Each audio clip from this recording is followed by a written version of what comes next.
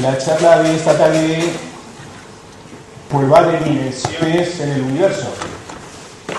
Claro, si yo empiezo haciendo esta pregunta, seguramente más de uno dirá que antes de nada conviene que nos pongamos de acuerdo sobre qué entendemos por dimensiones en el universo. Normalmente cuando dos discuten, cuando dos no se ponen de acuerdo es porque están hablando de algo que creen que es la misma cosa, pero que no es así, aunque se llame igual. Entonces, empezar por entender, por ponernos de acuerdo acerca de qué significa la palabra dimensiones sería algo oportuno. Pero no lo voy a hacer. Es decir, no voy a intentar definir para nada, de momento, qué sean las dimensiones del universo.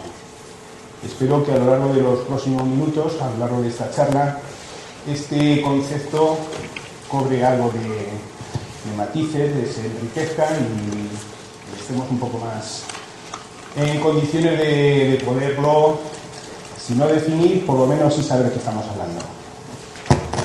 Lo que sí está claro es que cuando estoy hablando aquí de dimensiones en el universo, dimensiones del universo no me estoy refiriendo al tamaño del universo, sino que me estoy refiriendo a la estructura del universo, es decir, a lo que actualmente entendemos como que el universo está compuesto de un espacio y un tiempo.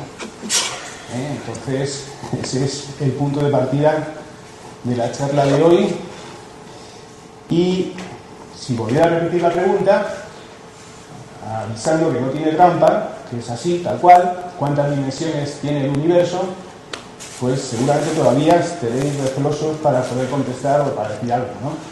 Aunque a todos nos está pidiendo el cuerpo que digamos que el universo tiene un espacio de 3 dimensiones y una dimensión adicional que es el tiempo. Y esto es así porque nuestra percepción, que es la primera herramienta con la que nos enfrentamos a este mundo, nos dice que el espacio de este universo en el que vivimos pues tiene 3 dimensiones.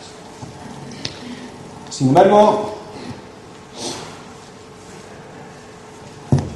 el que más o menos habrá oído que la física de hoy día pues dice otra cosa. Dice que el universo es un poco más complicado de lo que pensamos y que tiene 10, 11, 26 y seguramente habréis oído algunas otras cifras, ¿no?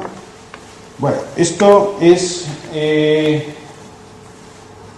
un mero artificio matemático, una elucubración de la física, o realmente el universo es más complicado de lo que aparentemente nosotros percibimos. Este es el escenario de la charla de esta tarde. Nos vamos a mover desde el principio hasta el último punto. Y yo espero que cumpla las expectativas que el interés por haber venido aquí ha demostrado que tenéis. Bueno, empezamos por el principio. ¿Cómo percibimos el espacio? Esta es la pregunta clave, porque realmente nosotros nos enfrentamos a este mundo a través de nuestros sentidos, es decir, la percepción es nuestra herramienta primaria para entender la realidad en la que vivimos. Y la primera pregunta sería, ¿nos podemos fiar de nuestros sentidos? ¿Nos podemos fiar de la percepción? ¿De nuestra percepción? Yo en principio diría que sí, porque no solamente entendemos esto, o tiene poca pila, no solamente parece que entendemos bien el espacio en el que nos desenvolvemos, sino que incluso lo hacemos con cierta gracia, es decir, que somos capaces de movernos muy bien en este espacio en el que vivimos. Bueno, uno mejor que otros, pero en general nos movemos bien en este espacio, ¿no? Esto no es trivial al principio, no es trivial porque requiere un aprendizaje, y un aprendizaje no solo de capacidades motoras, sino antes y más básicamente de estructuras mentales que hay que construir y que afortunadamente se construyen de una manera un tanto natural y un tanto inconsciente, desde el primer momento, desde que nacemos o incluso desde antes.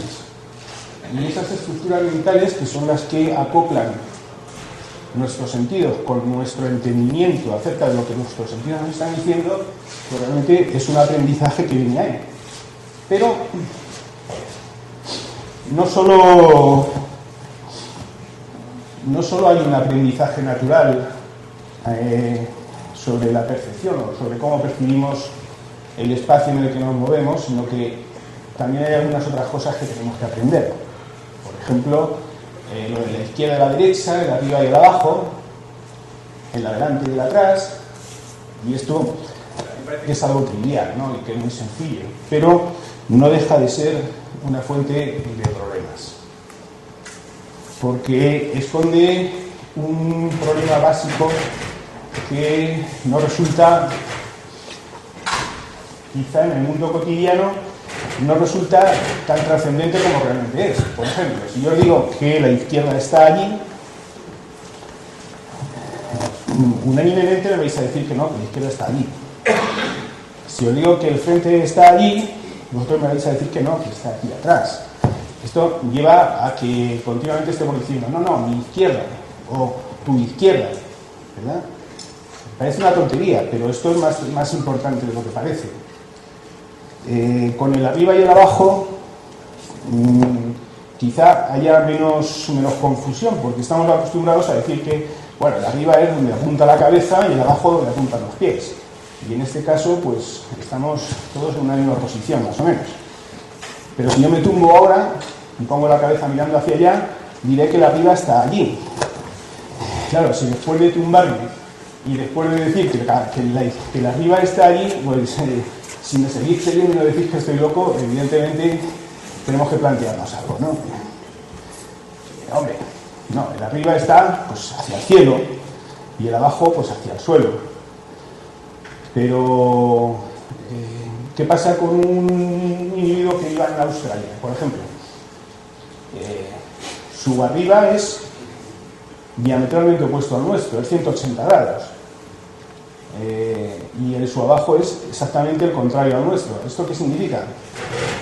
Aparentemente estábamos todos de acuerdo en el arriba y el abajo porque consideramos que el abajo es hacia el suelo, hacia la dirección a la que normalmente tenemos los pies, y el arriba pues en la dirección contraria.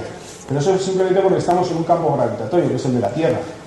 Si nos aislamos de ese campo gravitatorio y nos vamos al espacio, imaginad que estamos como en lo de la película Gravity, dando vueltas fuera de cualquier atracción o de cualquier referencia conocida, pues la locura es total.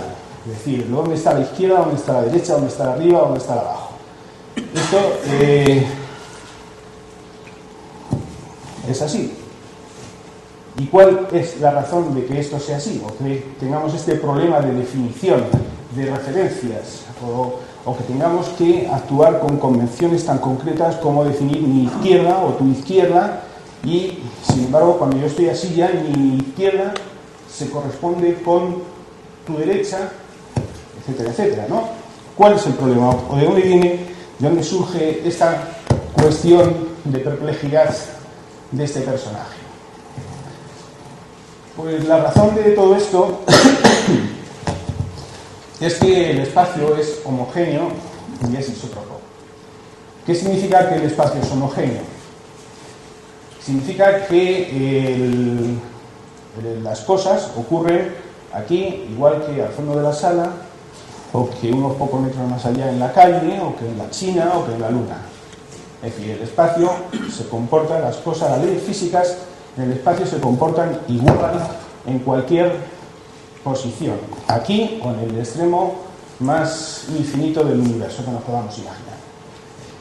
Siempre abstrayendo cuestiones de localidad, es decir, evidentemente, como veíamos antes, las cosas no son iguales aquí que en Australia, por ejemplo, en cuanto a lo que el arriba y el abajo, pues ya no coinciden.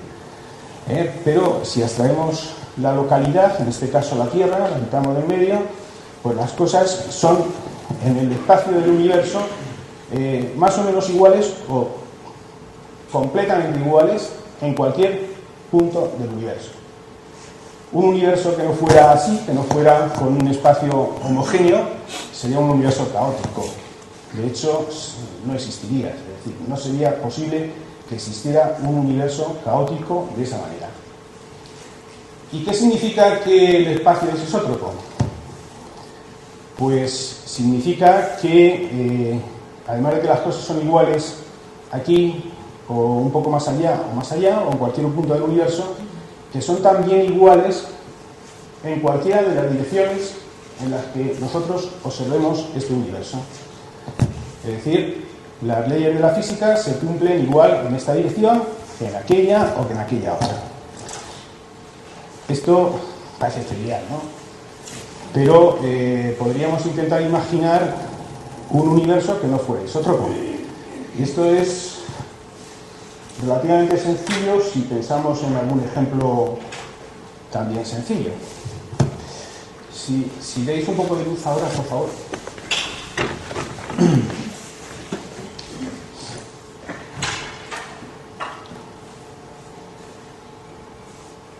Bueno, vamos a imaginar que esto es un metro. Una regla fija. Olvidaos que yo puedo hacer así y así, ¿vale? Olvidaos de esta posibilidad que yo tengo en este momento y considerar que esto es un metro como los que había en los colegios antes. Ahora yo creo que los chavales no ven un metro en la vida y que tienen una distancia definida, un metro. Y que yo ahora hago así. Olvidaos del truco que voy a hacer. De cuando lo tenía así, ahora que lo tengo así, ¿qué ha pasado? Que ha cambiado la dirección del espacio a la que apuntaba esta regla, este metro, y mientras que aquí medía esta distancia, al hacer así, mide menos.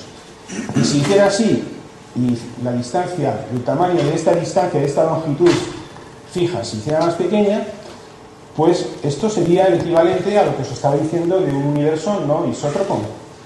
Según la dirección en la que yo apunte con mi metro, con mi regla, este metro, al que no lo he sometido al truco de la mano, está midiendo una cosa o está midiendo otra. Bueno, pues esto sería un universo con un espacio no isótropo. Esto parece complicado, ¿no? Es decir, que si viviéramos en un universo con un espacio no isótropo, las cosas serían un poco diferentes. Pero habríamos corregido el problema que teníamos antes de la izquierda y la derecha, de mi izquierda y tu izquierda, y mi derecha y tu derecha. ¿Por qué? Pues porque el propio universo, la propia naturaleza, estaría decantando y estaría definiendo una dirección y otra dirección y otra dirección de manera unívoca. Es decir, estaría de alguna manera determinando cuáles son las direcciones de ese espacio en el que nosotros estamos viviendo. Como eso no lo hace el universo por sí mismo, que tiene un espacio que es isótropo, entonces somos nosotros los que tenemos que definir arbitrariamente esas direcciones espaciales, esas referencias en los sistemas de ejes de este espacio en el que vivimos. Es decir,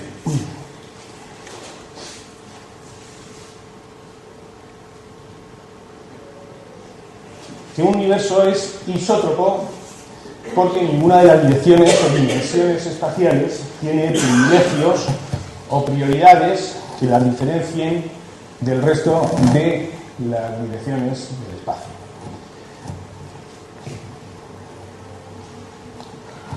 Este es el espacio del universo tal y como lo percibimos. Pero vamos a pasar un escalón más.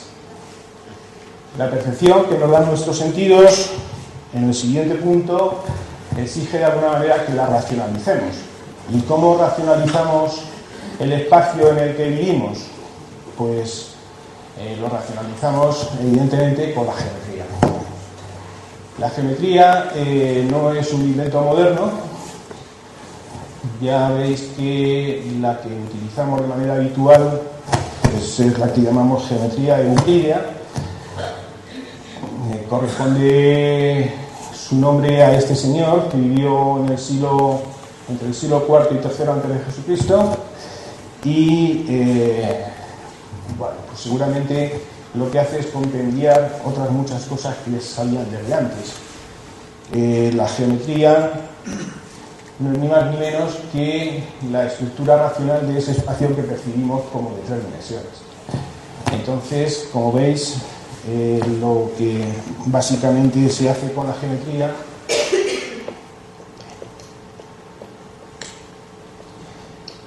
es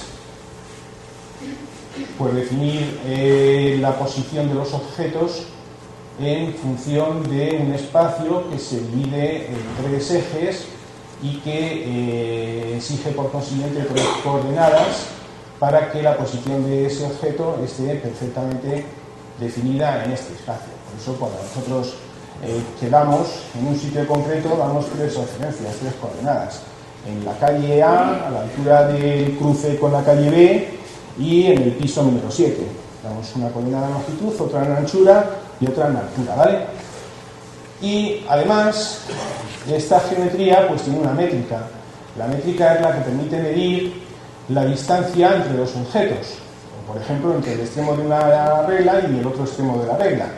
Y esta métrica, esta distancia o esta longitud permanece inalterada sea cual sea la posición, la rotación, el movimiento de esa regla dentro de este sistema, de este espacio, o incluso aunque lo que hagamos sea, ya que podemos, porque el espacio es isótropo, podemos girar el sistema de referencia, podemos voltear esos ejes, podemos girarlos, siempre conservando los 90 grados entre los 3 ejes, porque este espacio euclídeo con el que racionalizamos este universo en el que vivimos, o el espacio de este universo, es lo que se llama un espacio euclídeo plano. El plano es equivalente a que la suma de los ángulos de un triángulo vale 180 grados. Esta es la geometría del universo tal como lo percibimos y tal y como lo hemos racionalizado. Que sea un espacio euclídeo plano no quiere decir que no pueda interpretar curvas. Todo lo contrario, y todas las curvas de nuestra geometría son curvas de una geometría de un espacio euclídeo plano. Y no solamente se pueden generar las curvas, sino que con esta geometría hemos sido capaces de entender el sistema solar, por ejemplo, la dinámica del universo en el que nos movemos, de poner satélites en órbita o incluso de poner satélites en órbita de un cometa y hacer aterrizar una sonda dentro del cometa, como ha ocurrido hace una semana. Es decir, que parece que tenemos una geometría sobre un espacio que percibimos de 3 dimensiones que está bastante bien. No solamente nos permite hacer piruetas en el aire, sino que además parece que nos permite entenderlo bastante en condiciones. Bueno, la otra componente del universo, el tiempo. El tiempo, a diferencia del espacio, lo percibimos como un elemento estructural del universo de una única dirección. Es decir, en el tiempo no podemos irnos a los lados, ni arriba y abajo, ni a derecha ni a izquierda, lo único que podemos hacer es ir adelante o atrás. Esa es la diferencia más importante entre el tiempo y el espacio en nuestra percepción de este universo en el que estamos. Y, bueno, hay algún lazo de unión entre el espacio y el tiempo, y es que parece que el espacio está abocado a moverse de manera uniforme por ese tiempo, y eso sí, siempre en la misma dirección, siempre, digamos, que hacia adelante y nunca retrocediendo. Pero aparentemente la percepción más sencilla, más primaria, más simple que tenemos de este universo en cuanto a este espacio y este tiempo es que ese nexo de unión entre el espacio y el tiempo es simplemente que el espacio, como os decía,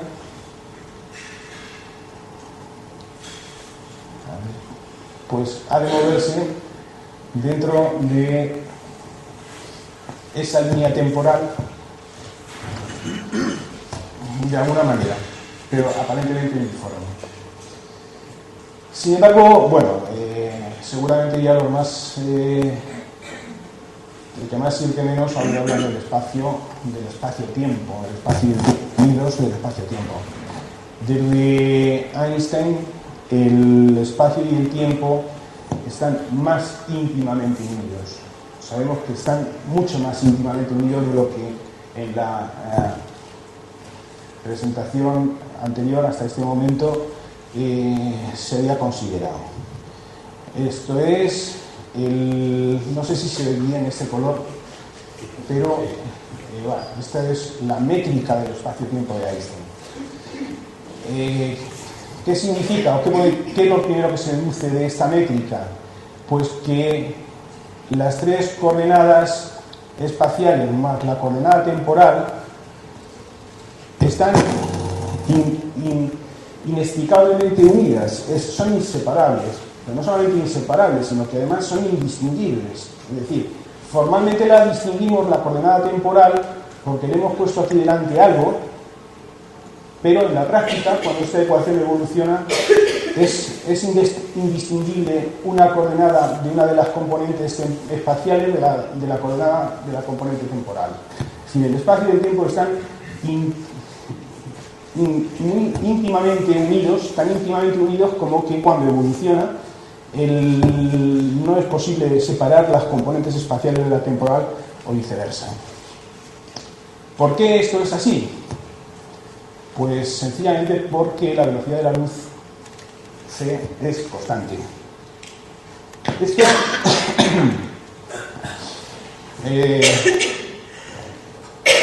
es fácil de decir y es más difícil de entender, porque aunque el ejemplo lo conozcáis porque se pone repetidamente, sin embargo hay que pensarlo despacio. Si nosotros cuando, por ejemplo, tenemos imaginad dos coches que van en direcciones contrarias y chocan. La velocidad equivalente del choque sería, si este va a 20 km por hora y este va a 40 km por hora, normalmente entendemos que están chocando a 60 km por hora. Es decir, el impacto, la violencia de este choque es la misma que la de un coche solo chocando a 60 km por hora contra una pared inmóvil. Y, por ejemplo, imaginad que ahora los dos coches van en la misma dirección. Este va a 20 km por hora y este va a 40. Este alcanzará a este y lo adelantará con una velocidad relativa de 20 km por hora entre ellos dos, ¿no? O, si este va a 40 km por hora y este va a 20 km por hora, este nunca alcanzará a este, siempre se irá quedando más rezagado, ¿no? Bueno, pues ahora imaginad que uno de estos coches es un rayo de luz. Y este rayo de luz da directo contra este coche que se mueve a una velocidad de 100 km por hora en la dirección del rayo de luz. El rayo de luz en dirección contraria a 300.000 km por segundo. El impacto, el choque de estos dos elementos móviles, el coche siempre va a ver a la luz llegándole a 300.000 km por segundo. Y si el coche va en esa dirección y la luz va detrás, el coche siempre va a ver que la luz le alcanza a 300.000 km por segundo. Bueno, si estamos hablando de un coche a 20 km por hora y un rayo de luz a 300.000 km por segundo, podemos decir, bueno, joder, es que la diferencia entre los 300.000 km por segundo y los 20 km por hora del coche es tan grande que lo mismo da que la luz lo alcance a 300.000 km por segundo que a 300.000,0001 km por segundo. Pero vamos a prescindir también de este coche. Vamos a poner un chorro de electrones. Un chorro de electrones que podemos hacerle viajar a mucha más velocidad. De una manera, además, relativamente fácil. Por ejemplo, en los tubos de televisor de esos televisores que ya son antiguos. En un tubo de rayos catódicos de un televisor, los electrones se les puede hacer alcanzar velocidades de 200.000 kilómetros por segundo. No son los 300.000 de la luz, pero casi, o sea, ya se aproxima bastante. Pues imaginad un chorro de electrones a 200.000 kilómetros por segundo y un chorro de luz, un haz de luz, a 300.000 kilómetros por segundo, que chocan. ¿Vale? ¿Cómo ven los electrones llegar al haz de luz en su dirección? ¿200.000 más 300.000? ¿500.000? No. Los electrones ven a la luz llegar a 300.000 kilómetros por segundo. ¿Y si los electrones van en dirección contraria a la luz? Y la luz va detrás persiguiéndolos. Los electrones verían llegar a la luz a 200.000, 300.000 menos 200.000, a 100.000 kilómetros por segundo. Pues no. También la verían llegar a 300.000 kilómetros por segundo. Sí, eso significa que la velocidad de la luz es constante. No solamente que siempre va a esa velocidad, sino que cualquier objeto, cualquier otro elemento del universo que se esté moviendo, tanto si va en dirección hacia la luz o en dirección contraria a la luz, siempre va a recibir al rayo de luz a la velocidad de 300.000 kilómetros por segundo. Eso significa que la velocidad de la luz es constante. ¿Y por qué esto es tan importante? Pues porque en la física, cuando hay una constante, como es este el caso, eso equivale a que hay siempre una simetría. Es decir, una constante, una ley de conservación, como sería en este caso la velocidad de la luz, implica una simetría que ha de conservarse. Y una simetría implica que las ecuaciones deben ser invariantes bajo las transformaciones de esa simetría. Por ejemplo, estas serían las ecuaciones, me temo que estas sí que no se ven bien. Las ecuaciones de movimiento que se utilizaban antes de la teoría de la relatividad de Einstein. Son muy sencillitas, como veis, lo único que representan es que la posición de un objeto pasado un tiempo, que es este t de aquí, respecto a la posición original, es la posición original más la velocidad a la que se mueva ese objeto por el tiempo que ha pasado. Esto es de colegio, las ecuaciones de movimiento de colegio.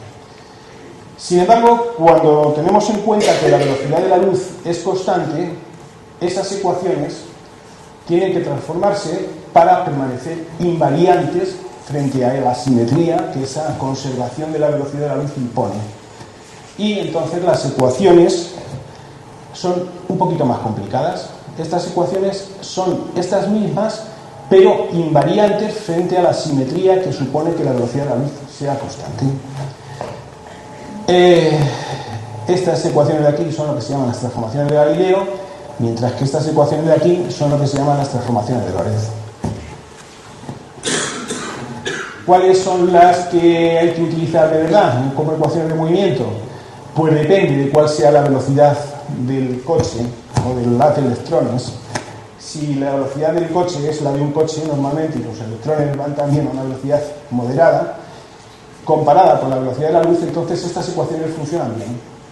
Pero si estamos hablando de movimientos que implican velocidades próximas a la de la luz, las ecuaciones que hay que utilizar son estas, las transformaciones de Lorentz, es decir, las ecuaciones de la teoría de la relatividad especial. Yo no pretendía esta tarde haberme implicado tanto en este tema, ni siquiera haberme dedicado un par de minutos, pero es que en una de las conferencias anteriores se vino a concluir algo así como que la consecuencia de la relatividad especial de Einstein es que todo es relativo. Todo es relativo. Y no es cierto. Es decir, la palabra relatividad a Einstein le molestaba bastante, porque se está empleando mal. Él no llamó a su teoría, no la llamó teoría de la relatividad. Era sobre la electrodinámica de los cuerpos en movimiento. O sea, nada que ver. Y Lo de relatividad viene a decirnos y viene a aparecer aquí porque lo que sí es procedente es decir relativo a o relacionado con a. Es decir, la teoría de la relatividad se debería haber llamado teoría de la relacionabilidad. Eso hubiera sido correcto. Porque lo que Einstein pretende, utilizando las transformaciones de Lorentz en su teoría del espacio-tiempo, no es ni más ni menos que establecer un procedimiento absoluto, es decir, no relativo, nada relativo, sino un procedimiento absoluto sobre cómo se relacionan los cuerpos que se están moviendo. Independientemente de que lo hagan a velocidades pequeñas, para los cuales serían válidas las transformaciones de Galileo, o a velocidades grandes, del rango de la velocidad de la luz, para los cuales es necesaria las transformaciones de Lorentz. De tal manera que dos coches A y B, cuando chocan, pues según las transformaciones de Galileo, la velocidad a la que chocan es la suma de sus velocidades, pero si alguna de las velocidades es próxima o parecida a la velocidad de la luz, la ecuación que hay que utilizar es esta otra, que describe perfectamente por qué, aun cuando las dos velocidades sean próximas a la de la luz, la velocidad resultante nunca va a ser superior a la velocidad de la luz, sino, en el mejor de los casos, igual a la velocidad de la luz. Esto no vamos a entretenernos más, pero ya veis que es álgebra de la ESO. No sé si de la 2C también, pero de la ESO sí. O sea, es una álgebra muy sencillita. Bueno.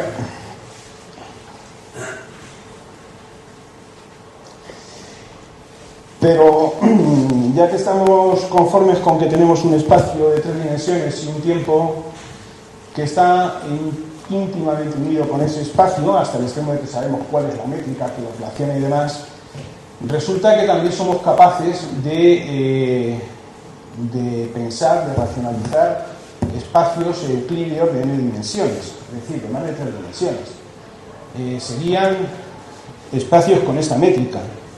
Esta es la misma métrica que las de los espacios de 3 dimensiones, donde aquí hay una n, en un espacio de 3 dimensiones pondríamos un 3, y esta sería una métrica del espacio que hemos hablado antes, del espacio euclídeo plano, y si es donde aquí tenemos un 3 ponemos un n, 10, 20, 100, infinitos, tendríamos un espacio euclídeo de n dimensiones o de infinitas dimensiones. Y esto funciona exactamente igual. Un espacio euclídeo de más de 3 dimensiones, sea cual sea su número, funciona exactamente igual de bien. Y toda la física la podemos desarrollar en un espacio de n dimensiones. Más algo. También podemos pensar y racionalizar geometrías no euclídeas. ¿Qué es una geometría no euclídea? Bueno, pues la geometría euclídea la habíamos definido antes como una geometría plana. Es decir, una geometría donde los triángulos, la suma de los ángulos de un triángulo vale 180 grados. En una geometría no euclídea, la suma de los ángulos del triángulo no vale 180 grados. Vale más, tendríamos una geometría curva, una geometría esférica, o bien vale menos, tendríamos una geometría hiperbólica. Estas geometrías también funcionan, son absolutamente coherentes y son compatibles con el universo en el que nos encontramos. Es decir, que de alguna manera estamos haciéndonos un pequeño lío porque ahora ya no sabemos dónde estamos. O sea, creíamos que estábamos en un espacio de 3 dimensiones, plano, euclídeo, con un tiempo bien controlado a partir de esta métrica, y sin embargo resulta que somos capaces de racionalizar espacios euclídeos de muchas dimensiones y también espacios no euclídeos. Entonces, bueno, ¿qué pasa aquí? ¿Quién decide finalmente sobre los marcos ontológicos? Y aquí sí que quiero definir esto de marco ontológico. Por marco ontológico me voy a referir, o me estoy refiriendo a cualquier mundo, a cualquier sí, a cualquier mundo hipotético, cualquier marco imaginario, fantástico, si queréis, en cuestiones trascendentes, como estas que estamos pretendiendo hablar hoy, siempre que cumpla la regla de ser coherente, es decir, que no tenga contradicción interna, o que es lo mismo que sea posible. Es decir, un marco ontológico sería la definición de un mundo posible. Y por mundo posible sería, pues, por ejemplo, lo que hemos hablado de un universo con espacio de 3 dimensiones, o de un universo con espacios de n dimensiones, o un universo con unos espacios no planos, no euclídeos. Estos serían marcos ontológicos. Son coherentes porque no en la definición de sus geometrías no encierra contradicción y además son posibles. Entonces, la pregunta, la repito, ¿quién decide finalmente sobre el marco ontológico, sobre el mundo de entre todos los posibles, sobre cuál es el mundo real en el que vivimos? Pues es la física. La física es la que resuelve este dilema. ¿Y qué parte de la física o qué cosa de la física nos va a decir algo acerca de esto que nos estamos preguntando?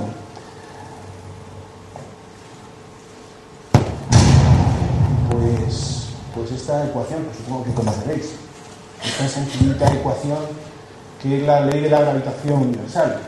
Quizá la primera ley o incluso la primera fórmula con la que empieza la física moderna, que se debe a este señor Newton, y que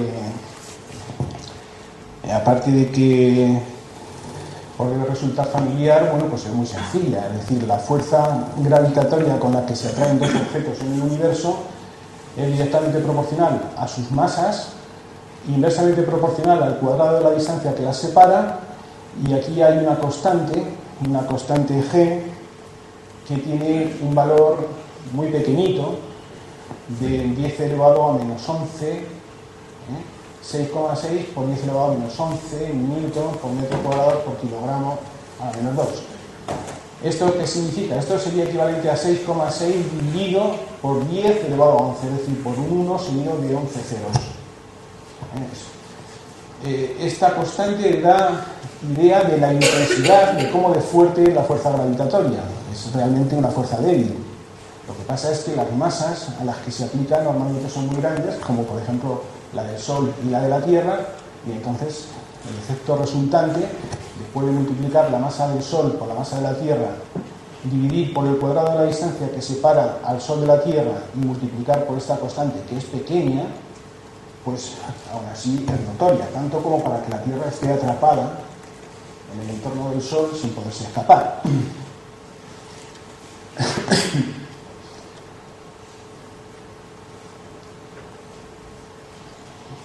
Bueno, seguramente estaréis pensando que Einstein también tiene aportación importante a la ley de gravitación, y es su teoría general de la relatividad. Pero la teoría general de la relatividad, aquí lo que está diciendo es que el espacio se curva, y esa curvatura del espacio es igual a la constante G, esta constante, por la densidad de energía, y por densidad de energía se entiende la que acumula cualquiera de estas masas, ¿vale? Esto añade detalles, perfecciona mucho la ley de Newton, pero no va a aportar nada a lo que nos estamos trajinando aquí esta tarde, ¿vale? De manera que me olvido de ello un poco, y la conclusión de esta primera ley que inaugura la física es que el espacio en el que vivimos es de 3 dimensiones. Es decir, de alguna manera la física está poniendo solución a la pregunta de en qué marco espacial nos movemos, y nos está diciendo que es en un espacio de 3 dimensiones. ¿En qué parte de esta fórmula está escondido este secreto?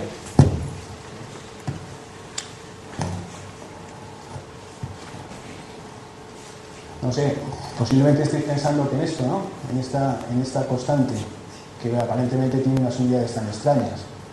Bueno, hay que decir que uno de los grandes éxitos de Newton es que fuera capaz de medir experimentalmente, de dar este valor con una precisión tremenda para el momento en que lo hizo, hace ya más de 300 años.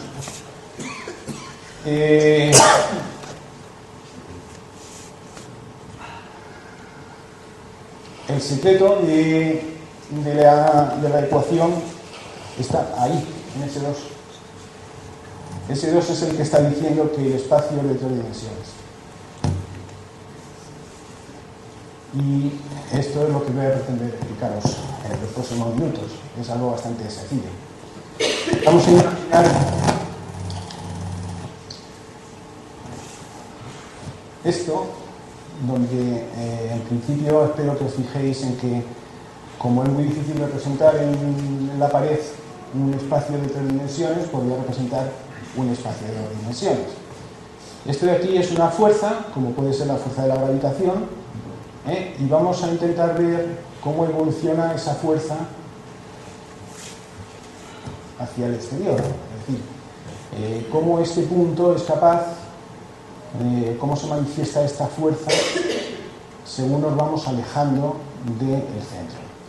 Si os dais cuenta, la intensidad de la fuerza estaría representada de alguna manera por los puntos que estén estos dos rayos, o estos rayos que representan cómo fluye, cuál es el flujo de esta fuerza hacia el exterior.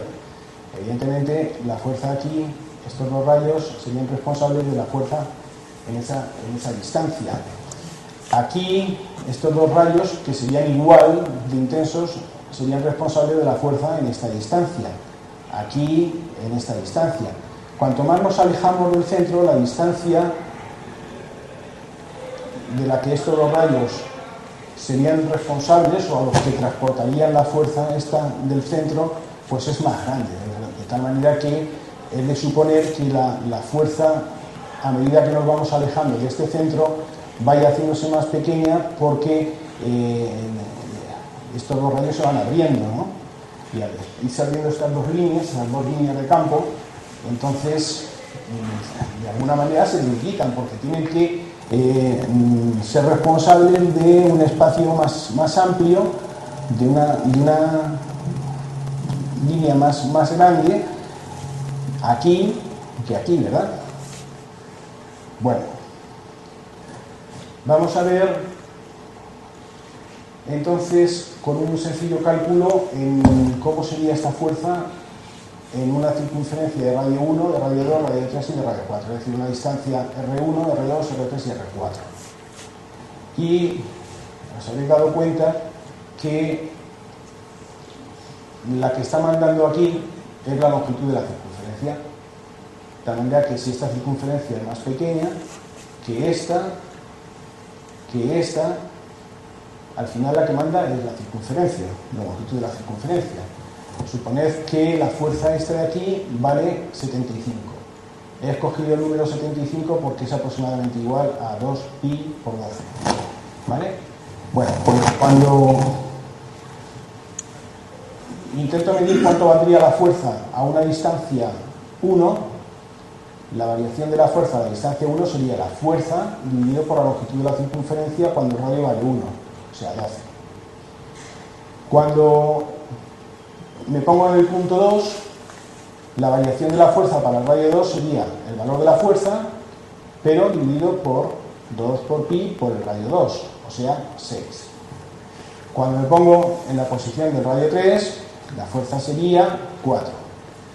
Y cuando me pongo en la posición de una circunferencia de radio 4, la posición de la fuerza sería 2pi 12 entre 2pi 4, pues 3. Si os dais cuenta, a medida que aumento el radio, es decir, que me voy alejando del centro de esa circunferencia, de esta fuerza, entonces la fuerza está disminuyendo de esta manera, es decir, inversamente proporcional a la distancia. Cuando la distancia es 1, la fuerza vale 12. Cuando la distancia 2 la fuerza vale 6. Cuando la distancia es 3, la fuerza vale 4. Cuando la distancia es 4, la fuerza vale 3. Esta es la evolución de esa fuerza en un espacio de 2 dimensiones. Y en un espacio de 1 dimensión, pues tendríamos algo parecido a lo de antes, una fuerza, pero ahora el flujo de esta fuerza en una dimensión no se puede salir de ella, con lo cual, si tenemos en cuenta cuánto valdría esa fuerza a diferentes distancias, lo que vemos es que como la fuerza no se puede escapar de la dimensión en la que vive, solamente tiene esta dimensión, la fuerza valdría lo mismo aquí, que aquí, que aquí, que aquí. No se puede abrir, no se puede separar. Es decir, la intensidad de la fuerza la veríamos igual en cualquiera de los 3 puntos. Entonces decimos que en un espacio de 1 dimensión la fuerza es constante. No cambia a lo largo de esa dimensión. Bueno, vamos a ver qué pasa en un espacio de 3 dimensiones. En un espacio de 3 dimensiones tendríamos lo mismo que veíamos antes en el de 2, pero ahora tenemos que hacer un pequeño esfuerzo de imaginación porque evidentemente aquí tenéis que imaginar que esto es redondo, que tiene volumen, que esto es evidentemente una esfera, y lo que vamos a pretender ahora es hacer lo de antes en el espacio de 2 dimensiones, pero ahora en un espacio de 3 dimensiones. Es decir, tendríamos una fuerza y ver cómo cambia esta fuerza cuando el radio es 2 o cuando el radio es 4, por ejemplo. ¿Vale? ¿Y quién manda ahora? Ahora no manda una circunferencia, ahora manda la superficie de la esfera. La superficie de la esfera es 4pi r cuadrado. Esto también es de colegio. Sí.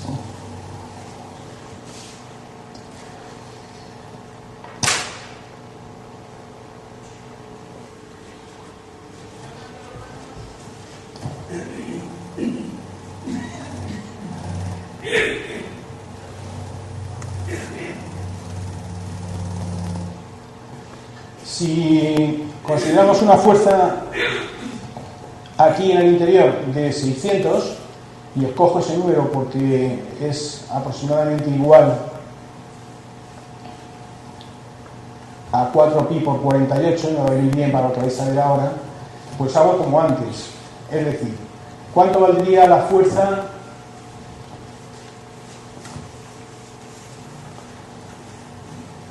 cuando estoy en la posición de esta esfera interior? Pongo aquí un 2 y el valor de la fuerza sería 48 entre 4, 12. Y cuando estoy en la parte de la esfera más exterior, pongo aquí un 4 y el valor de la fuerza sería 48 entre 16, 3. ¿Qué ha pasado? Pues lo que ha pasado es que ahora, en un espacio de 3 dimensiones, la fuerza cambia inversamente al cuadrado de la distancia a la que nos separamos de la fuerza. O sea, que estamos en un espacio de 3 dimensiones. Y esto nos lo dice la ley de Newton, así de sencillita. Si os fijáis, podemos sacar rápidamente una conclusión. Un espacio de 3 dimensiones, una fuerza de este tipo, como la que veíamos antes, se llaman fuerzas conservativas, porque conservan su intensidad y siempre que no cambiemos la naturaleza de la fuente que las motiva, pues las fuerzas conservativas en un espacio de 3 dimensiones se manifiestan como inversas al cuadrado de la distancia. En un espacio de 1 dimensión son constantes, en un espacio de 2 dimensiones se manifiestan como inversas a la distancia elevado a 1. Es decir, estamos restando una dimensión o un valor al exponente de la dimensión. Y esta es la conclusión a la que llegamos, según la física, con una sencilla ley como la ley de Newton. Ya está. ¿Alguna pregunta? Ya está.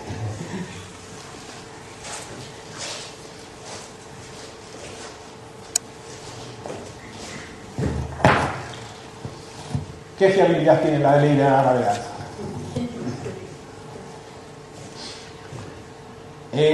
No la vamos a poner en cuestión, la ley de Newton, porque sepamos que la ley de la teoría general de la relatividad de Einstein la supera.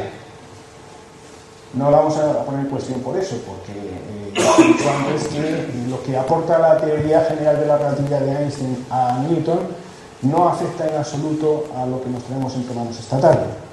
Es una cuestión más profunda, es una cuestión de escalas.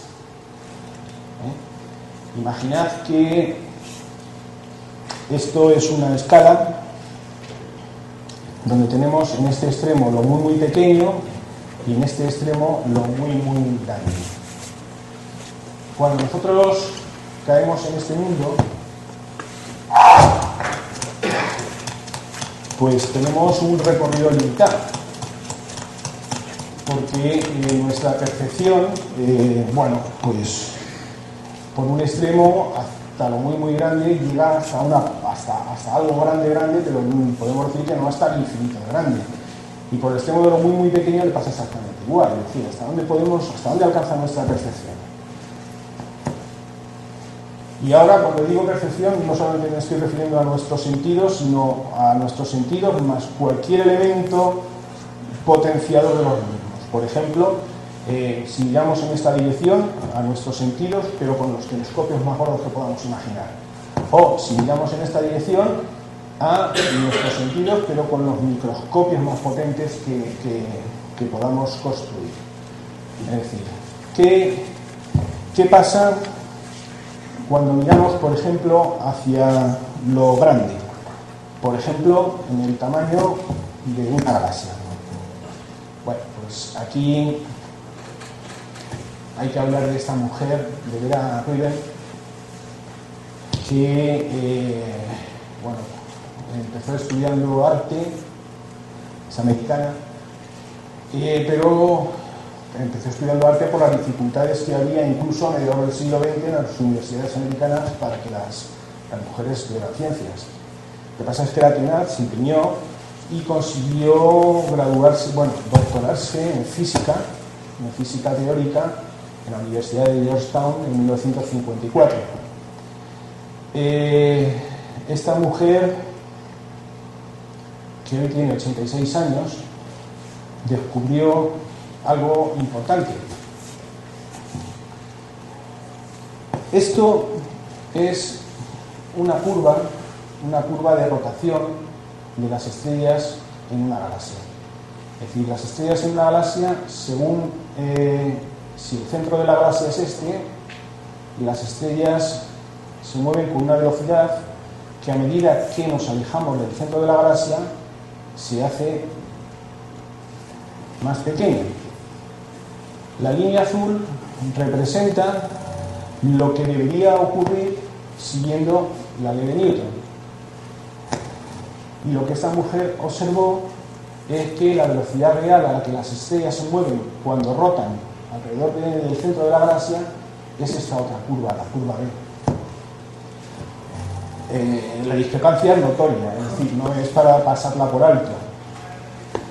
Y esto lo descubrió pues a mediados de la década de los 70, 1976 más o menos. Y no le hicieron caso. Es decir, cuando hay algo tan palmario, tan patente, que rompe o que va en contra de algo tan constituido desde hacía 300 años como era la ley de la gravitación, y tan experimentado y tan probado y tan aceptado, incluso aun conociendo ya la ley de la relatividad general, que como digo no acepta, porque también la teoría de la relatividad general nos diría que esta es la curva que deben seguir las estrellas en su rotación galáctica, pues entonces a esta mujer no se le hizo caso, ella se enganchó, se fue a su casa a cuidar de sus hijos y sus nietos, y únicamente un astrónomo, me parece que noruego, Zwicky, es el que siguió manteniendo contacto con ella porque sí que creyó en lo que ella estaba contando, y en los siguientes 10 años, pues de alguna manera no solo reivindicó su figura, hoy es doctor honoris causa en casi todas las universidades americanas, sino que además pues hizo que los cosmólogos empezaran a pensar por qué esta discrepancia. Hay dos explicaciones posibles. Uno es lo que se llaman las teorías de dinámica newtoniana modificada, que bueno, pues más o menos consisten en esto. Esta ley, esta ecuacioncita sencilla que conoceréis porque la segunda ley de Newton es equivalente a esta. Bueno, pues las teorías de la dinámica newtoniana modificada lo que dicen es que en realidad esta ecuación habría que escribirla así. Como veis, es muy parecida, es prácticamente igual. Aquí esta masa es esta masa y esta aceleración es esta aceleración.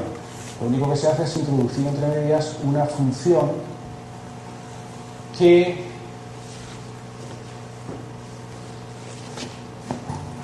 vale 1, esa función vale 1 cuando la aceleración, esta A de aquí arriba, es mucho más grande que esta A sub 0, ¿vale? Entonces, si esta función vale 1, en esas condiciones, esto no se altera, esto es equivalente, ¿vale? Esa es la situación normal, incluso que tendríamos en esta zona donde las curvas aparentemente se parecen mucho, ¿vale? Pero esa función nueva que se mete ahí vale este valor en vez de 1 cuando la aceleración de aquí arriba es menor o igual que esta aceleración a sub 0 pequeñita, que tiene medida un valor experimental también muy pequeño, próximo a 10 elevado a menos 10, o sea, un 1 partido por un 1 seguido de 10 ceros. Y esto explicaría el por qué si alteramos la ecuación de la gravitación universal, la segunda ley de Newton, si la alteramos de esta manera, explicaría perfectamente esta curva. Pero, como podría decir, vale, pero no explica esto por qué. ¿Por qué tiene que ser así? Es decir, simplemente dice, empíricamente, la dinámica de las galaxias alrededor de las estrellas, alrededor del centro de la galaxia, se comporta según esta fórmula, pero no dice nada más. Sin embargo, bueno, pues esta es MON, tienen importancia, están consideradas, se tienen en cuenta y fluctúan en cuanto a la ponderación que se hace de las mismas respecto a la explicación de este fenómeno. La otra explicación, que decía, había dos alternativas, es lo que se llama la materia oscura. La materia oscura,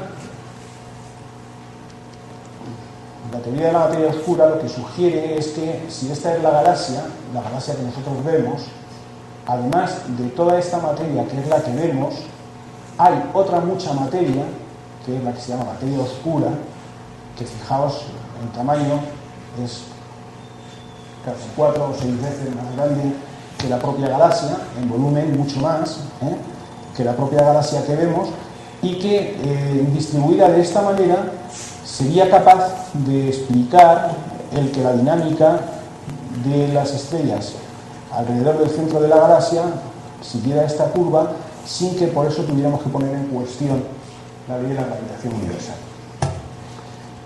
Este tema de la materia oscura es entre estas dos cosas es el que se lleva la palma, es decir, es el más afectado. Hay dinero en cantidades ingentes para estudiar en este momento la materia oscura, bueno, en cantidades ingentes entre comillas. Es decir, proporcionalmente a lo que se está gastando en investigación,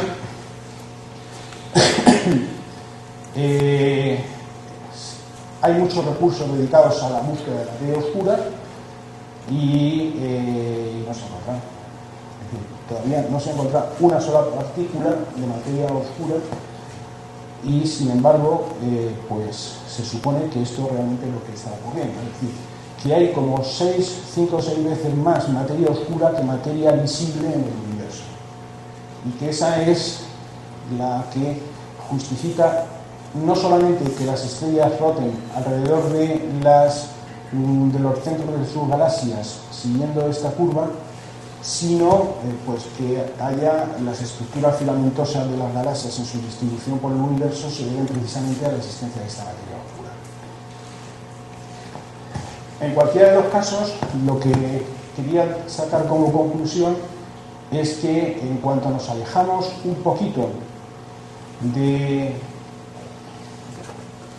este centro nuestro en el que vivimos y nos vamos hacia lo muy grande, pues empezamos a tener problemas con esta ley, que nos obligan a tener que explicar las cosas de alguna manera. Pero si miramos al terreno de lo muy pequeño, pues resulta que la ley de la gravitación universal únicamente la podemos comprobar experimentalmente hasta ese rango de tamaño, es decir, hasta una micra, hasta el tamaño de las bacterias. En rangos más pequeños, la ley de la gravitación universal no sabemos si funciona. Y no sabemos si funciona porque no podemos experimentar, es decir, es tan débil y en este rango está tan enmascarada ya por las fuerzas electromagnéticas que no se pueden hacer experimentos que comprueben que esta ecuación funciona tal y como decía Newton, o como dice Einstein en su teoría general de la relatividad. No se puede comprobar. De hecho, y puesto que no se puede comprobar ni por aquí, y por aquí nos obliga a elucubrar de alguna manera, podríamos plantearnos qué pasaría si viviéramos en un universo donde, por ejemplo, bueno, tenéis que daros cuenta que esto es una representación aquí en la pared, con lo cual hay que comprimir en 2 dimensiones de la pared algo que pretende que sean 3 dimensiones. Una de ellas enrollada, además, ¿vale? Bueno, imaginad que esta es el Sol, esta es la Tierra. Si la Tierra estuviese en esta situación, es decir, en una relación de distancia al Sol del orden de la curvatura de esta dimensión, pues estaría viendo, acordaos del gráfico de antes, que estamos en un universo de 2 dimensiones. Pero imaginad que la Tierra está mucho más lejos del Sol en comparación con este radio de curvatura de esta dimensión. Aquí aparentemente nosotros estaríamos pensando que vivimos en un universo de una dimensión, porque no veríamos que cambia la fuerza como lo vemos aquí. Aquí estaríamos en el caso que teníamos antes dibujado allí de un espacio de 2 dimensiones, mientras que aquí en el mismo espacio, sin embargo, estaríamos pensando que estamos en un universo de una dimensión. ¿Esto qué significa? Pues significa que puede haber dimensiones extras escondidas en curvaturas muy pequeñas.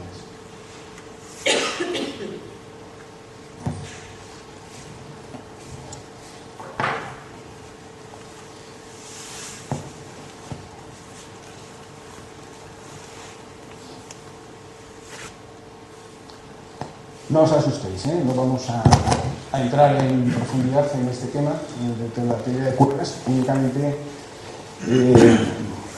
voy a esbozar un poco algunas ideas generales, pero sí es importante que os fijéis primero que aquí aparentemente estoy hablando de un nuevo marco ontológico, y es que realmente la teoría de cuerdas por sí misma tiene la suficiente contundencia como para articular un nuevo orden, un nuevo marco conceptual del espacio y el tiempo en el universo.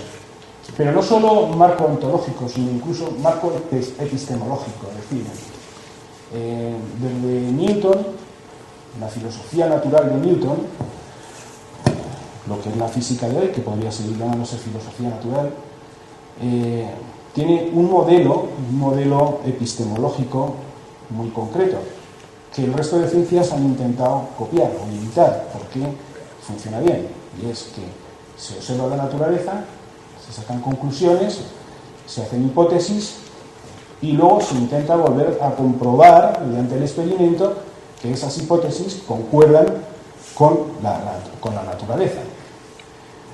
Bueno, pues con la teoría de cuerdas esto no es posible. No es posible porque el rango en el que se mueve es el extremo más inferior de esa escala que teníamos antes, hacia lo pequeño. Con lo cual, la experimentación ahí es imposible. Es decir, están en el rango tan ínfimo, tan inferior de esa escala hacia lo pequeño, que la experimentación no es posible. Con lo cual, esto plantea un dilema que solamente tiene dos alternativas, claro, dos opciones. O bien la física renuncia a entender lo que ocurre en ese rango de lo muy pequeño, puesto que no puede experimentar en él, o bien la física tiene que renunciar a su propio modelo de comprobar que las hipótesis que elabora luego experimentalmente coinciden con lo que ocurre en la naturaleza. En este momento la actividad de los teóricos o de los filósofos de la ciencia es intensa en este sentido, en el sentido de intentar buscar elementos que sustituyan al modelo de la física como ciencia experimental por naturaleza para encontrar otros elementos determinantes de la verdad o de la veracidad de las hipótesis que se formulan, aun cuando no se puedan ser comprobadas experimentalmente. Bueno, ¿qué es la teoría de cuerdas?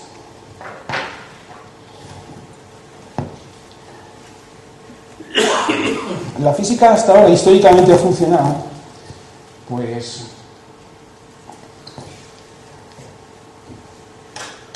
viendo desde los cuerpos de...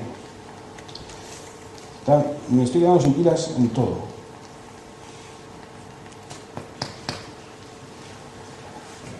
De estudiar los cuerpos grandes, más o menos los de nuestro entorno, a estudiar las moléculas que forman esos cuerpos. Esto pues se hacía en el siglo XVII, XVIII, incluso en el XIX, para pasar a estudiar los átomos en el final del siglo XIX y principio del XX, e incluso pues en la primera parte del siglo XX o durante todo el siglo XX a estudiar los componentes más pequeños de estos protones que forman los núcleos atómicos y demás. Esto ha sido la trayectoria histórica de la física estudiando la materia o estudiando la naturaleza. La teoría de cuerdas empieza justo aquí abajo, es decir, por debajo de ese nivel, y hace la hipótesis de cuáles son los componentes, además de esas partículas ínfimas ya, como son los quark, que es lo último a lo que llega la física del modelo estándar, la física más avanzada de hoy día, ¿no? Fuera de la teoría de cuerdas. Y lo que dice es que los componentes o los elementos fundamentales de la naturaleza son cuerdas que pueden ser abiertas o cerradas, como en este caso. ¿Por qué? Esto es una hipótesis que podría parecer gratuita, es decir, podemos imaginar otro marco ontológico basado en esta historia, es decir, que los elementos fundamentales de la naturaleza son cuerdas, vale. Pero las cosas normalmente no suceden de esa manera, aunque sean caprichosas, aunque parezcan caprichosas, no son caprichosas, pueden ser casuales, pero no así. El origen de la teoría de cuerdas viene del CERN de Ginebra, hacia el año 1965 más o menos, después de unos 10 años de llevar funcionando un físico italiano, uno de los jóvenes físicos incorporados al CERN, pues de posgraduado y tal, se llamaba Gabriele Veneziano, estaba intentando encontrar una función matemática o algunas matemáticas que le sirvieran para interpretar los datos que arrojaban las colisiones que se estaban produciendo, las colisiones de partículas que se estaban produciendo en el CERN. Y lo que encontró por casualidad, fue una función muy conocida, que era, bueno, muy conocida desde mucho tiempo atrás, que era la función beta de Euler. Esta función describe muy bien el comportamiento, la tensión en una cuerda, que es prácticamente cero cuando la cuerda está floja, pero que rápidamente crece hasta hacerse literalmente infinito si tensamos la cuerda.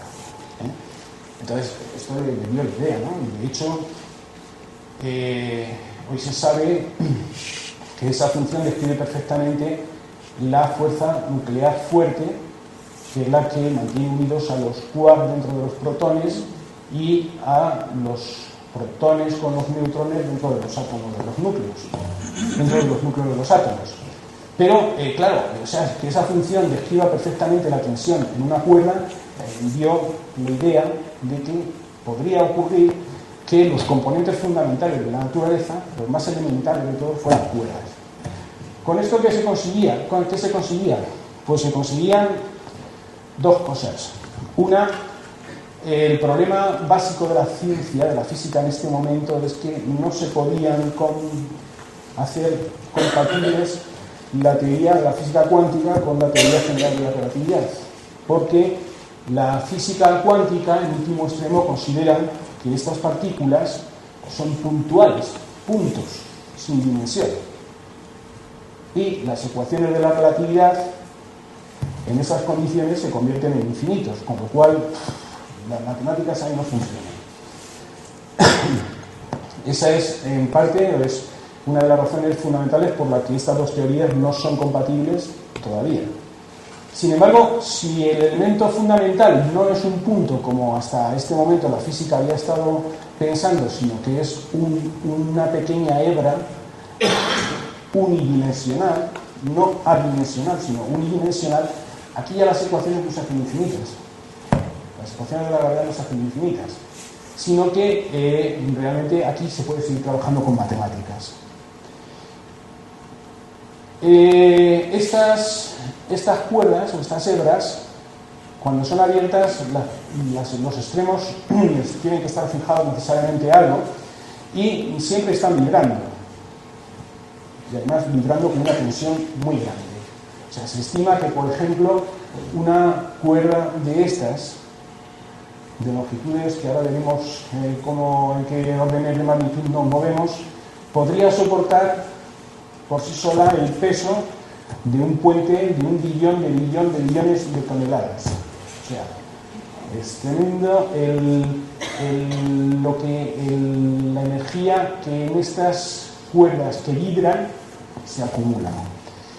Y dependiendo de la vibración, cada modo diferente de vibrar de estas cuerdas tiene una energía u otra energía. Y eso es lo que se traduce en las partículas elementales que sí observamos. Bueno.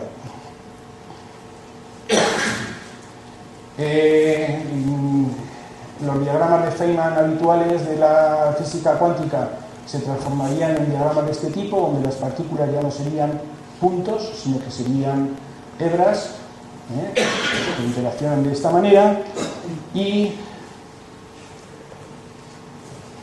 el problema de la teoría de cuerdas es que las matemáticas son realmente complicadas. No solamente son complicadas las matemáticas, sino que además se enfrentaban en un principio a que pues hay aparentemente varias teorías de cuerdas diferentes. Con lo cual, entre que no se puede hacer experimentación, ni se espera que se pueda hacer, y en que las matemáticas son complicadas y que luego había pues diferentes teorías de cuerdas según los tipos de simetrías. Por ejemplo, esta contempla cuerdas abiertas y cuerdas cerradas. Esta solamente contemplan cuerdas cerradas. Esta contempla la simetría teórica de los grupos de Lie E8. Esta de los grupos S032. Entonces, y aparentemente cada uno de ellos iba por un lado. Hasta que en 1986 uno de los físicos de la teoría de cuerdas se dio cuenta que todas las teorías, estas 5 teorías, formaban parte eran como visiones parciales de una única teoría de cuerdas, la teoría de supercuerdas o teoría M, teoría madre de cuerdas que unifica a todas las teorías de cuerdas. Esto realmente les dio un empujón importante y lo que puso de manifiesto es que en realidad pues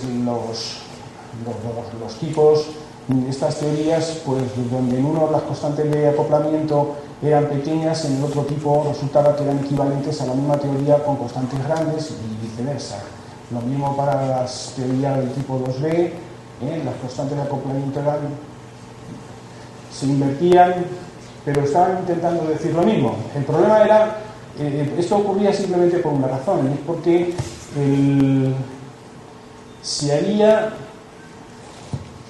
había despreciado en todas ellas, se había despreciado una dimensión espacial, porque se la consideraba tan pequeña que no tenía importancia, no tenía relevancia. Sin embargo, Edward Newton, que es el que habló de que eran todas iguales, el que descubrió que todas eran una misma parte o visión espacial de una misma teoría, se dio cuenta que esa dimensión espacial era importante. ¿Qué pasa con la teoría de cuerdas y por qué viene a ser importante lo que estamos hablando esta tarde? Pues porque las ecuaciones de la teoría de cuerdas, en esas matemáticas complicadas que tienen, solamente son coherentes, es decir, no dan soluciones erróneas cuando el universo tiene 10 dimensiones o cuando tiene 26 dimensiones. Este universo de 26 dimensiones es lo que se llama, fue una de las primeras versiones de la teoría de cuerdas, que es la teoría de cuerdas bosónicas, que quedó, bueno, hoy en día no se habla de él, ni se trabaja, ni se dedica tiempo, porque se descubrió una simetría nueva aquí que contemplaba todas las partículas, no solo los bosones, y donde únicamente ya estamos hablando de un universo de 10 dimensiones más la dimensión temporal, total 11 dimensiones. La diferencia con la física de antes es que mientras en la física cuántica, como en la teoría general de la relatividad o en la física clásica, las ecuaciones funcionan perfectamente en cualquier número de dimensiones, en la teoría de cuerdas solamente funcionan bien, es decir, en este número de dimensiones. En cualquier otro número de dimensiones no funcionan. Y esta es la razón de que la teoría de cuerdas esté hablándonos de un universo de 11 dimensiones si incluimos la dimensión temporal. ¿Cómo sería ese universo?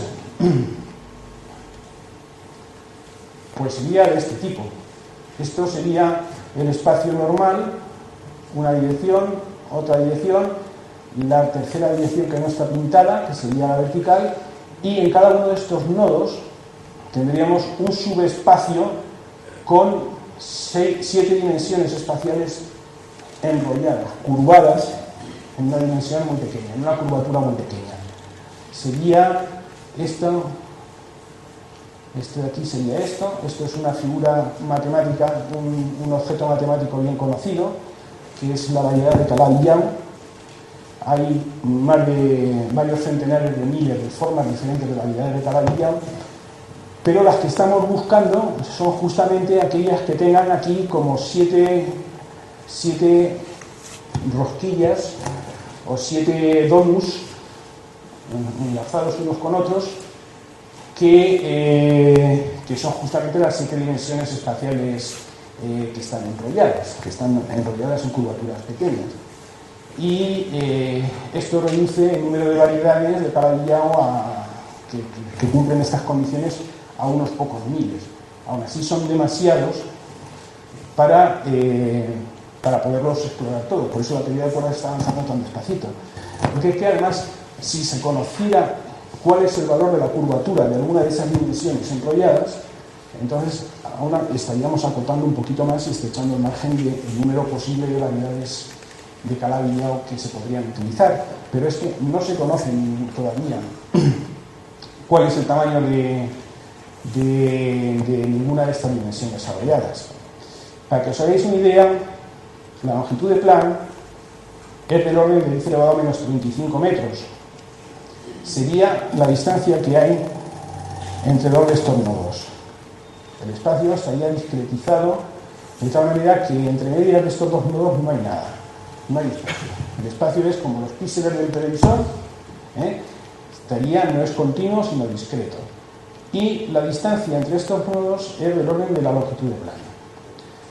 El tamaño clásico del átomo de Bohr, el radio del átomo de Bohr, es del orden de 5 por 10 elevado a menos 11 metros.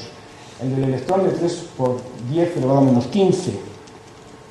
La distancia más pequeña, a la que se puede penetrar con un microscopio, es del orden de 10 elevado a menos 20. Y cuando aquí hablo de microscopio, me estoy refiriendo al acelerador de partículas del CERN. Seguramente no habéis pensado que el acelerador de partículas del CERN, que es un aparato con una circunferencia de 26 kilómetros, sea un microscopio.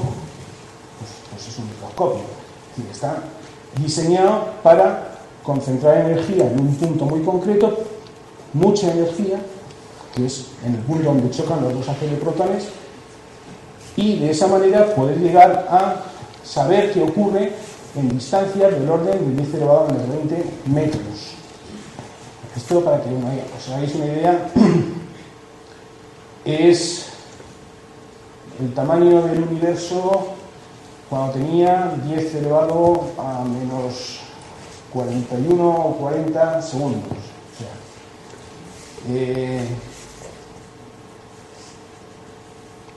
realmente es una distancia muy pequeña. Es un poder de discriminación bastante alto.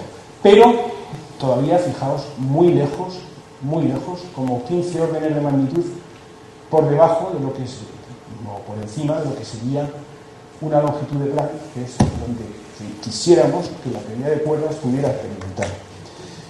Así las cosas, ¿qué tamaño pueden tener las dimensiones extras que postula la teoría de cuerdas?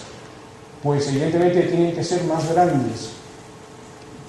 pequeñas que la distancia más pequeña a la que hemos llegado con nuestros aparatos de observación, porque si no las habríamos visto, y tienen que ser más grandes que la distancia más pequeña a la que se puede llegar, que es la longitud de plano. Pero entre el 10 elevado a menos 21 y el 10 elevado a menos 35 hay mucha distancia, es decir, hay muchos órdenes de magnitud, donde estas dimensiones espaciales extras, estas 7 dimensiones espaciales extras pueden estar escondidas. Es posible que alguna de ellas esté próxima a este valor, y entonces, a lo mejor, en unos años, bastantes, se podría llegar a encontrar. Pero lo más probable es que estén todas enrolladas en tamaños o en dimensiones muy próximas a la longitud de plano. Con lo cual, la teoría de cuerdas, lo que decía antes, es que es muy difícil, que no se espera que en ningún momento las predicciones directas que pueda hacer puedan ser comprobadas. Pero, sin embargo, lo que está diciendo o cómo está articulando los conceptos de la física y del espacio y del tiempo son coherentes y tienen mucho sentido, y es esta la imagen del mundo que me da. Y hasta aquí es hasta donde quería llegar. No sé si he cubierto las expectativas que tenéis sobre la charla o no. ¿Preguntas?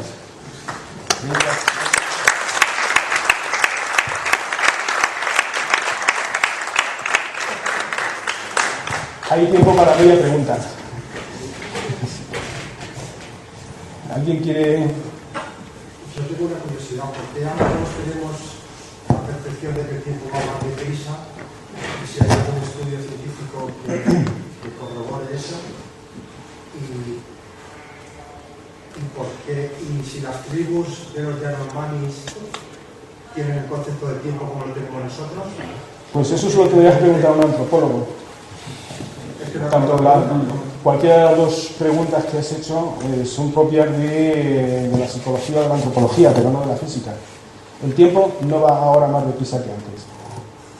Podemos hablar de que el universo se expande ahora más deprisa que se expandía hace unos pocos millones de años, o unos pocos millones de años, y más despacio que en los primeros momentos del universo. Pero lo que no podemos decir es que el tiempo lo que es la unidad segundo, por ejemplo, sea ahora más corto que hace 100 años. Pero tú no tienes la percepción de que el tiempo te va más deprisa, que hace 3 meses estabas en la piscina que ahora estás aquí, y que todo va más deprisa. Pero eso es porque te vas haciendo mayor.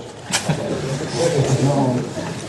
Y te cambia la manera de recibir, te cambia la manera de recibir. No, vamos. Que nos vamos haciendo mayor respecto a qué y respecto a quién. Respecto a uno mismo. O sea, cuando tú dices, ahora tienes la sensación de que el tiempo va más deprisa, está diciendo, ahora tengo la sensación de que el tiempo va más deprisa que antes, que la percepción que yo tenía antes. Entonces, es decir, tienes la sensación respecto a tu propia sensación de hace unos años. ¿Qué ha cambiado de hace unos años hasta ahora en ti? Pues simplemente que has acumulado experiencia, has cambiado tus objetivos, te has hecho mayor, has madurado. Entonces el tiempo tiene otra valoración subjetiva diferente, pero el tiempo físicamente no ha cambiado. Y esto está cambiando. Más. Sí, como mucho una más porque estamos ya fuera de hora. Pues nada, gracias. Venga, muchas gracias.